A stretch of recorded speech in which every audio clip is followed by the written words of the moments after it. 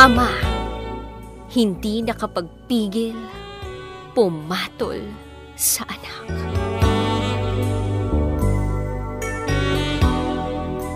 Hi DJ Rocky. Itago mo ko sa pangalang Donna. At ito, ang aking SPG. As in, super, pack the nerd, secret, fun. 16 years old ako at nakatira sa Taguig. Third year high school na ako. At mag-isa na akong pinag-aaral ni Papa. Si Papa na lang ang tanging pamilya na meron ako. Kaya naman, hindi ko magawang mag-boyfriend.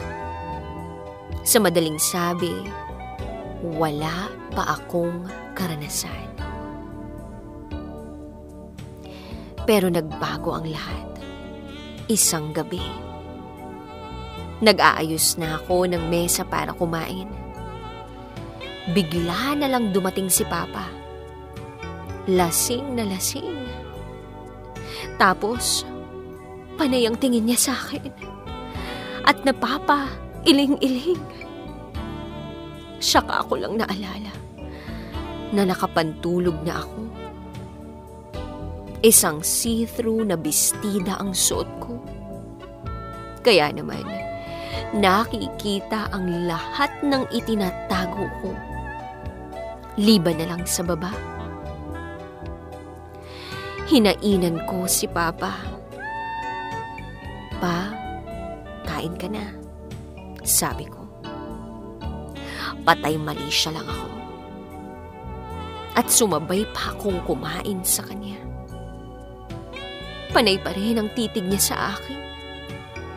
Hanggang sa natapos na kaming kumain. Dumiretso ako sa kwarto.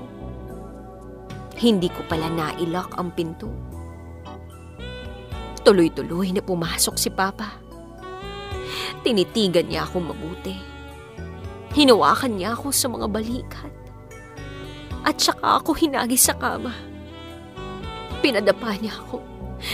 Hindi ko alam kung anong gagawin niya sa akin. Nakita ko na lang na hinuhubad niya ang sinturon niya. Kabadong-kabado ako. Pagkatanggal niya ng sinturon niya, ay ipinalo niya ito sa akin. At ang sabi niya, "Walang ya ka, Dondon. Pinayagan na kitang magpakabakla. Talagang kinarir mo. Hayop ka! Hubarin mo yung bestida sa nanay mo yan." At doon nga ako napuruhan, DJ Rocky. Akala nyo kung ano-nano. Ganun talaga. Malikhain lang akong magkwento. Hanggang dito na lang po, DJ Rocky. Muli, ako si Donna. Sa gabi, pero sa umaga, Dondon nga po pala. At ito, ang aking SPG, as in, super, back in earn, secret,